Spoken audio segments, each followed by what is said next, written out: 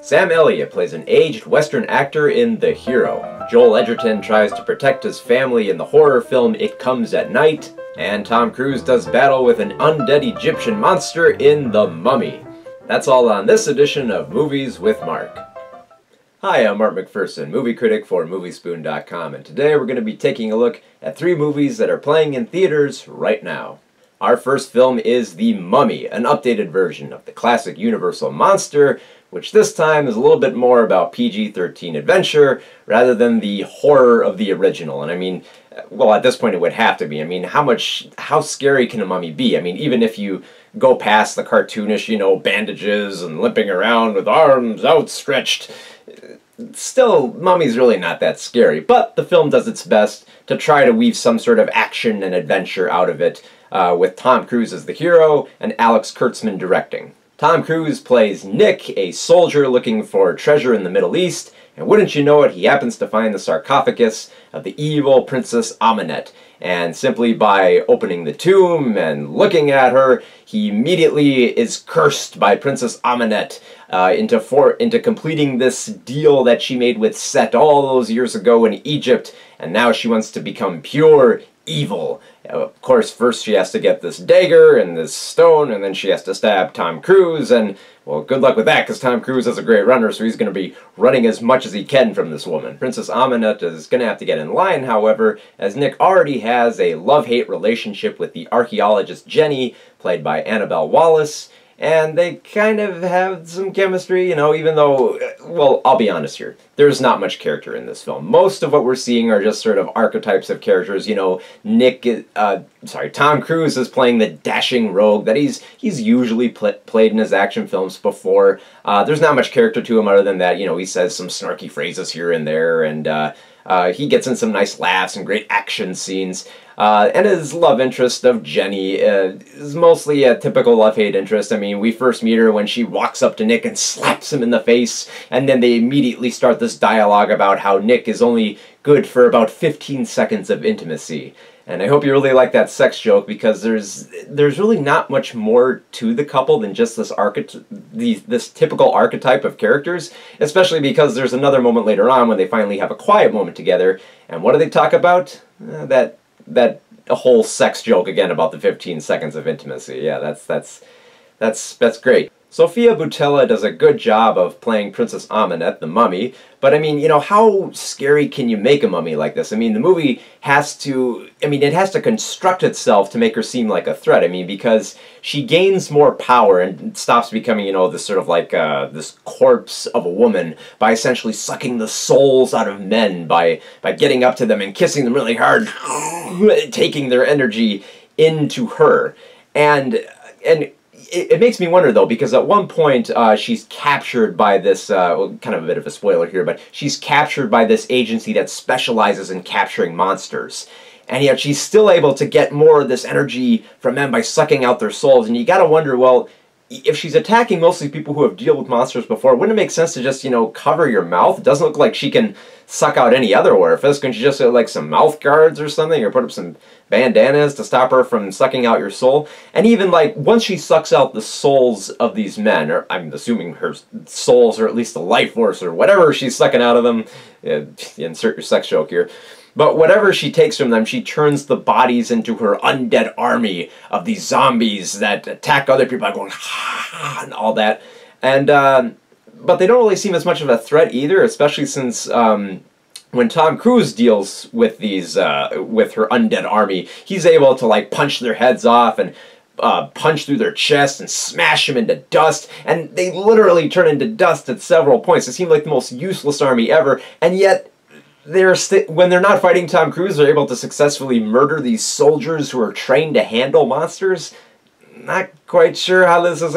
I mean, obviously it's just, excuse for Tom Cruise to punch something, but honestly, if you think about the concept of the mummy and what weakens her, she doesn't seem like that big of a threat. I mean, the only really huge threat is that, bullets really can't harm her, okay, and, she's undead, and she's got some wicked martial arts skills, especially when she goes toe-to-toe with Tom Cruise and ends up flinging him into walls and punching him up into the sky. Cartoonishly, I might add, punching him directly up into the sky and then having him fall like flat onto the ground a few feet ahead of her, which is pretty ridiculous.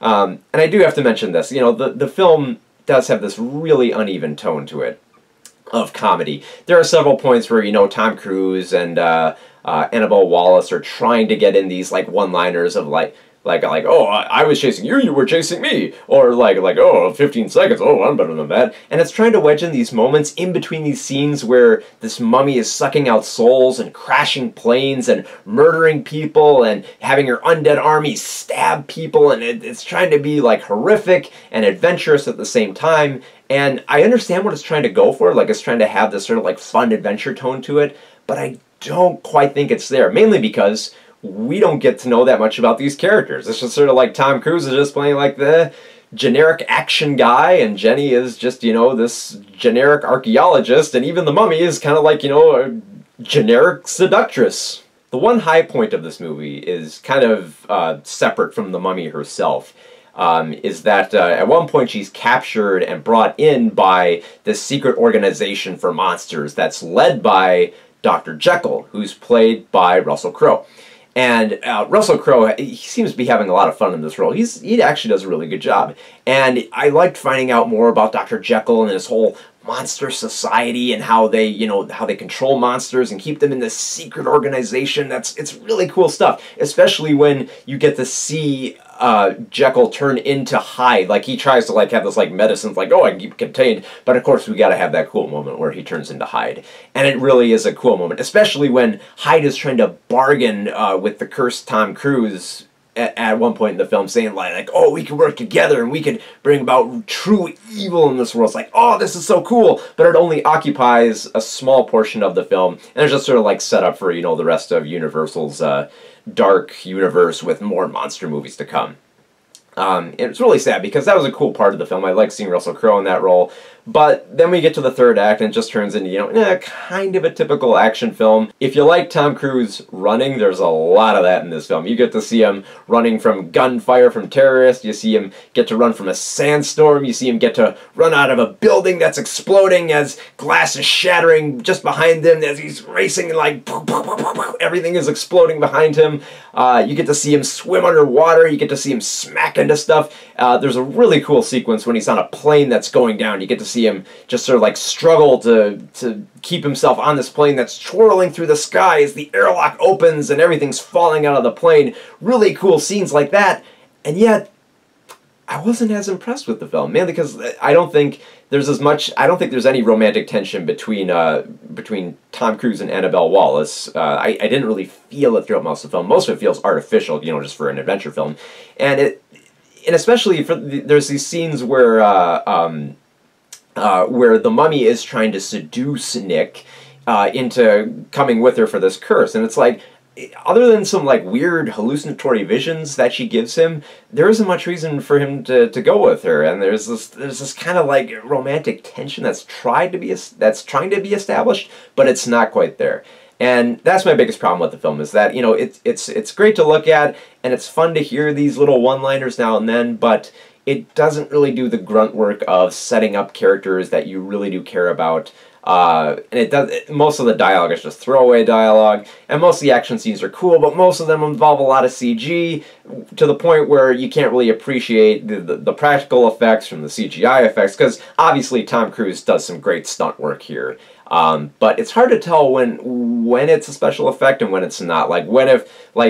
In the scenes where Tom Cruise is being smacked around by mummies, it's what's the actual Tom Cruise being hit and which is the CGI version being hit. So yeah, I mean, I'm kind of on the fence with this one, because I like that it's setting up this dark universe of monsters and this monster society, but the whole story of the mummy itself, it's kind of bland. Especially, we've been down this road before, especially since, we've had the Brendan Fraser mummy movie and stuff like that, which I think did a little bit of a better job at balancing, the adventurous and humorous and dark tones of the undead Egyptians. So yeah, The Mummy, it's passive blockbuster entertainment. If you like seeing Tom Cruise run from stuff, you'll get more of that here. If you like to see some neat CGI effects and like seeing monsters on screen, not a lot of monsters, but just enough to satisfy you, yeah, it's an okay film, but it just didn't do it for me. So The Mummy is going to get 2.5 stars. Our next film is a small independent horror picture called It Comes at Night. And with such a title, you're probably going to be asking yourself, well, what is it? What is the central monster or villain in this horror picture? What is it?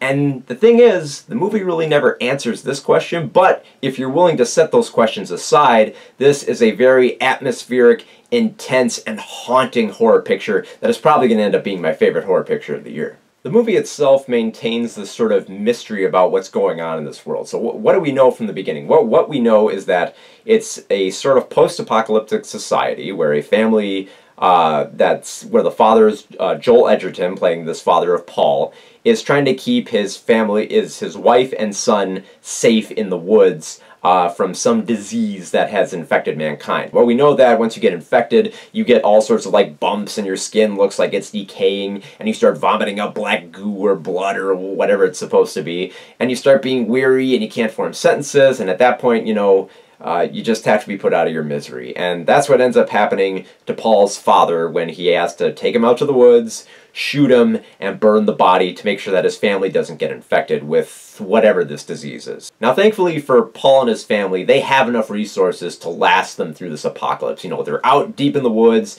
there's not very many people around at all, they don't have to worry about sharing their food or water, they have recyclable water, they have batteries, they have lanterns, they even have a working car if they gotta go out places, and they got weapons to go out hunting.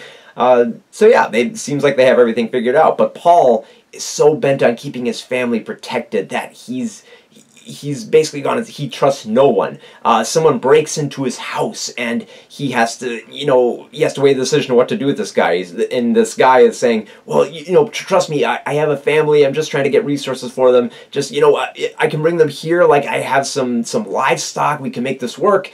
And it seems like you can make it work. It seems like he's a nice guy and he has a great family. And he seems to be just a joy to be around, but Paul doesn't trust him for 1 second. And you can't really blame him because this is a society where at one point he takes out the car and he's assaulted by 2 hunters that are shooting at his car for food or resources or whatever, but you just knows that you can't really trust anyone in this society. And he's basically boarded himself up, and he's made all these strict rules, and he's become just this paranoid guy trying to survive another day.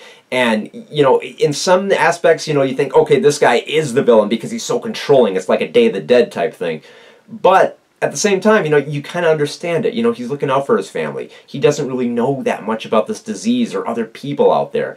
And I think that's what's so scary about this film, is that there's so much that we don't know, and we have the same fear and paranoia that we share with the characters. That's just, oh man, it enraptured me. I could not take my eyes off the screen trying to figure out, okay, what's going on? And you know about as much as the characters do, so you share their fear and paranoia. You don't know what's behind the other corner. You don't know what's making the noise downstairs. You don't know how the disease is spread or who to trust. You don't know what's going on here. So there's this constant fear of the unknown throughout that's brilliantly maintained. The one character we follow throughout most of the film is Paul's son, Travis, who is a teenage boy who's trying to adjust to this new setting, and he's not quite sure how to handle this new family in the house, and he's not quite sure if he can trust his dad, because it seems like his dad is wrong at several points.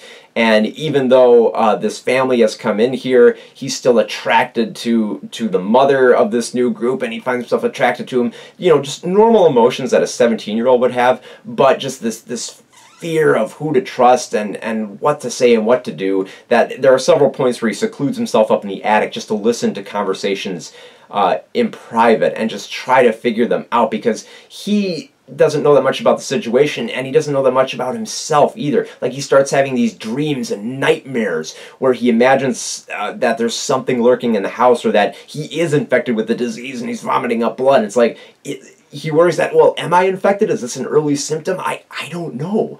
And we share his frustrations and his sort of quiet nature of observing, and his confusion and his distrust and his absolute fear of the unknown. Like, there's a great climax where you think, oh, he's going to come to the rescue and save the day, but he really can't, and he's trying to comprehend this stuff. And I absolutely love this character. I mean, he's so much fun to figure out because he's so complicated, and you're not quite sure where his loyalties lie or what he wants out of life. But you follow him the most, and you relate to him the most in this situation, which is actually pretty cool. I mean, it's a lot like last year's film, The Witch. In which it's a similar setting. It's set within like a bottle environment where, you know, we only see some of the woods, and we spend most of the time in the house, and we follow mostly a teenage protagonist trying to figure out the entire situation and really not coming to any concrete conclusions. I'm not quite sure I'd recommend the film as sort of a horror film. I guess I'd more pitch it as a bit more of like a family drama, only because the scariest moments to me are the ones that have raw emotion. I mean, there are a lot of scenes that take place at night where there's scary stuff lurking around the corner. You're not quite sure what's happening here or there in the darkness, but the scenes that take place during day are just as unsettling when the characters are trying to figure out who to trust in these very raw situations where guns are drawn and they're not quite sure who's infected or who to trust or who's going to steal resources, or should we cordon off these people, or should we let them go, or what should we do? And it's just such an intense situation. There is so much to love in this film, from the cinematography. I like the fact that the whole house is just lit by these lanterns that you carry around in the darkness. I love the design of the house where everything's boarded up and there's this one red door downstairs that leads to the outside, and you're not quite sure what's outside there. It's kind of like an airlock in space. You're not quite sure what's there. There's great sound design too. Amazing sound design where you're trying to figure out what's that noise downstairs, or when their dog goes running off into the woods, you're trying to follow the barks, like where's the dog going? What does the dog see something, or what's out there?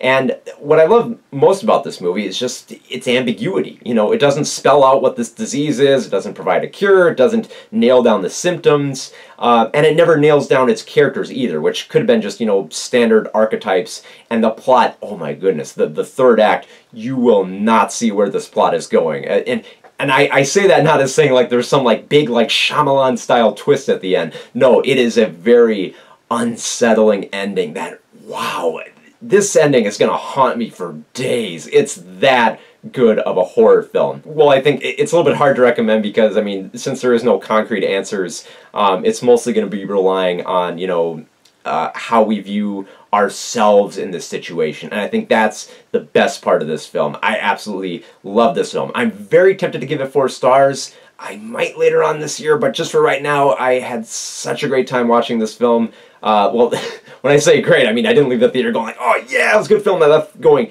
oh my goodness. So I'm going to have to give It Comes at Night 3.5 stars. Maybe 4 later on, but just for right now, it's such a damn good horror film. So 3.5 stars. Our next film is The Hero, starring Sam Elliott, who's mostly playing himself. And when I say he's playing himself, I don't mean he's playing the typical cowboy character that we usually see him as in films, you know, where he's got the cowboy hat on and the mustache and the oh, talk like this type of Western hero. This time, no, he's playing an aged Western actor who fears that, you know, that there isn't much more to his life besides that.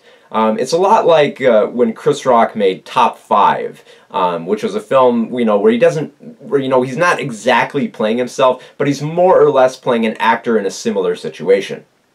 In this case, Sam Elliott is playing the character of Lee, who has apparently starred in one like big Western from, you know, days gone by, and he's been in different television series since then, and he mostly does radio spots. In fact, the movie begins in darkness with you hearing his iconic voice selling barbecue sauce, saying like Lone Star barbecue sauce, it has such a kick to it, or something like that. And the director is asking him to, you know, okay, can we get another take? Can we do it again? He's like, yeah, okay. And eventually he gets to the point where he's like, would you like me to do it a little bit differently? And they're like, no, just do it again. Just, you know, do the same voice. So, you know, more or less people have expected the same thing out of him for years here. And the thing is, like, most people have this idea of him as sort of being like, you know, this cowboy, he lives on a ranch and eats steak for dinner. But no, he's just this kind of, you know, average type celebrity. You know, he's got like a really nice house, but he lives in this sort of nice house with a pool and everything. But in his spare time, he decides to go next door to his neighbor, who is also an actor that he worked with years ago, and he's played by Nick Offerman in this case, who's a pot dealer. And they just basically hang out and they watch Buster Keaton films and smoke pot, and every now and then Offerman will convince Sam Elliott, like, oh, do the voice to some of Pot's, like, here's this pot, it'll blow your balls off, or something like that. And they know they seem like they have enough chemistry there where they like each other, where he can make that joke without feeling, too, oh man, this is my entire life. Because there are several moments where he thinks that, there's nothing more to my life than this. Like, even when, he's struggling for work, like, all he can manage is he gets, like, this Lifetime Achievement Award from some Western society, and it's just like, oh, man, is this all that there is to my life? And it becomes more depressing when he finds out that he has pancreatic cancer. And he's like, oh, no, the end is near, and I don't want to be remembered as just this. So whenever it comes up in conversation with with his ex-wife, or his daughter that he's barely connected with, he's mostly just, trying to connect to them without revealing the cancer or anything. So whenever it comes up when he's like, I gotta tell you something, it's like, well, I'm making a movie. I want to be ambitious. I want to do something with my life. The only person that he really feels comfortable telling them about the pancreatic cancer is this young woman played by Laura Prepon. She's playing this woman called Charlotte, who's a stand-up comedian. You might remember Prepon from that 70s show as Donna. And she's playing the stand-up comedian who really has a thing for older dudes. So she forms this romantic bond with Sam Elliott, which seems kind of weird, seems kind of creepy. But I mean, she more or less knows this because she's a stand-up comedian, and obviously it plays a role in her bit because she has a fetish for old guys. But they have a genuine romance because she doesn't really know much about him or his movies or how he's seen in Hollywood. So she's just like, oh, he's just a likable old guy, and she tries to figure him out, and they have a nice little bond. Now, for most audiences, you're going to be able to figure this plot out, like, right away. Like, it lays pretty much all its cards on the table, what it's going to be about, what's going to happen, and it never really builds to anything big. Like, you think it's going to get to this point where Sam Elliott is finally going to make that movie, or he's going to bust out in a huge role, and he's going to become a huge acting presence again, even though he's over the age of 70. But it never really gets up to that level in the story. It's more just about, coming to emotional terms with his life and trying to, come to grips with who he is and trying to connect more with his family and be more open with himself. And we get to see that progression in a lot of his dreams, where he dreams about, about the one Western movie he worked on and how he felt being on set, and, he spends so much time walking out to the beach and just getting lost in the sunset and trying to figure out his life at these points. And I mean, this is the biggest selling point of the film, is Sam Elliott. It's a showcase to show off how great Sam Elliott can be when he's not just, putting on the cowboy hat and has the mustache, just like, I'm a cowboy, it's more than that. I mean, I spend so much time joking about how, if Sam Elliott's in a role, he plays a cowboy figure. It's like, oh, of course he's playing a cowboy figure, but it's also, it's a little bit sad that, that this is it. Like, there's going to be nothing more to him than that. And a lot of actors do these type of films where, they more or less put themselves into the picture, thinking that, oh, there's, I don't like what's been attached to me. I know there's more in me than that. And I really like seeing that side of Sam Elliott. You get to see this very emotional side of him where, he's very contemplative, he gets lost in thought. He becomes very emotionally raw at some points where he's just a mess of tears and just trying to come to terms with life and death. This isn't a great film. I mean, its plot just kind of, wanders and meanders here and there. But in terms of an acting showcase of Sam Elliott and what he can do, and to sort of prove himself that he's not just, this sort of mustached cowboy who has to be typecast in every role, it proves that there is more to him than just that role. It proves that there is some heart and soul that he puts into his acting that we rarely see in a lot of his modern roles. So yeah, it's great to see that Sam Elliott is in a much different role, and for that I like the movie. I'm not in love with it. I think, it doesn't really build anything huge, and it lays out most of what it's going to be right from the beginning, and you can kind of telegraph where it's going to go from that point. But it's just, it's so much fun watching Sam Elliott on screen, and I think he does a tremendous acting job in this picture. So for The Hero, 3 stars. And now here's a recap of the movies I reviewed on today's program. 2.5 stars for The Mummy. I think it was a decent adventure picture with a classic Universal monster, and it does a good job setting up Universal's dark monster universe, but at the same time, it's, you know, a fairly ho-hum adventure picture without much character and some rather bland dialogue. 3.5 stars for It Comes at Night, a very atmospheric and haunting horror picture that is frankly one of my favorite horror movies of the year. And 3 stars for The Hero, a solid acting showcase for Sam Elliott to prove that he's more than just a mustache and a Western accent. Remember, you can read more of my reviews at moviespoon.com or movieswithmark.com, and if you like the show, well, consider supporting it on Patreon for access to exclusive content, as well as receiving free copies of my movie-related books. My name is Mark McPherson, and thank you for watching.